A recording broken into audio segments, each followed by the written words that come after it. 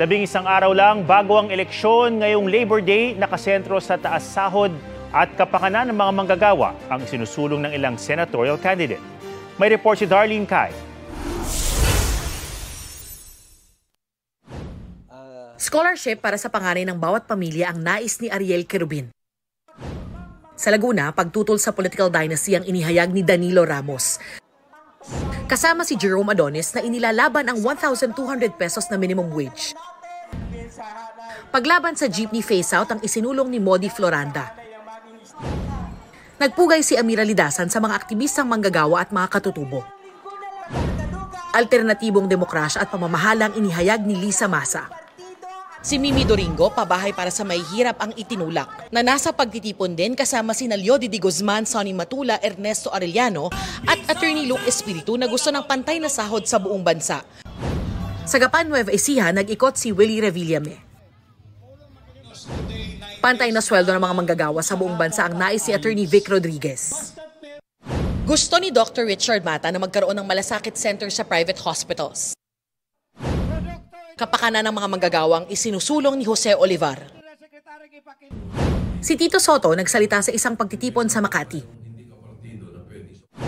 Pagmamahal sa bayan ang binigyang diin ni Senator Francis Tolentino sa Cavite. Dagdag benepisyo sa senior citizens ang isinusulong ni Benher Abalos. Umento sa sahod ng health workers ang nais ni Aline Andamo. Libreng load at internet sa mga estudyante ang pangako ni Bam Aquino. Pag-alis ng tax sa overtime at bonus ang itinulak ni Mayor Abby Binay. Mga taga Rizal ang binisita ni Senator Bong Revilla. Nangako si Congressman Bonifacio Bosita na magiging boses ng manggagawang Pilipino. Umento sa sahod ang nais ni Representatives Arlene Brosas at Franz Castro. Cultural preservation ang isa sa isinusulong ni Teddy Casino. Suporta sa mga kababaihan ang idiniin sa Cavite ni Senator Pia Cayetano. Ibinahagi ni Attorney Angelo de Alba ng advokasya para sa children with special needs at mga PWD. Agarang pagpasa ng panukala sa aumento sa sahod ang inihayag ni Senator Bongo.